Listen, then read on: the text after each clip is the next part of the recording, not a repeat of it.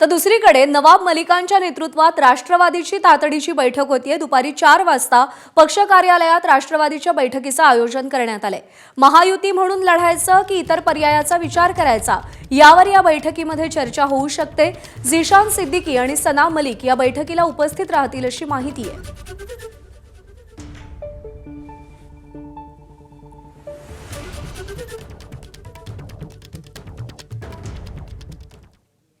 दरम्यान नवाब मलिक यांच्या संदर्भात भाजपची भूमिका नेमकी काय आहे या संदर्भात भाजपचे माध्यम प्रमुख नवनाथ बन यांनी काय सांगितलंय पाहूया।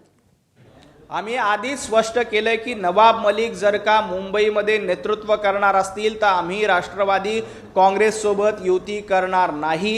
ही भारतीय जनता पार्टीची सुरुवातीपासूनची भूमिका आहे। त्यामुळे नवाब मलिक यांच्यासोबत जाण्याचा प्रश्नच नाही। मुंबईमध्ये भारतीय जनता पार्टी आणि शिवसेना, खरी शिवसेना म्हणतोय, भारतीय जनता पार्टी आणि खरी शिवसेना यांच्यामध्येच युती होणार आहे।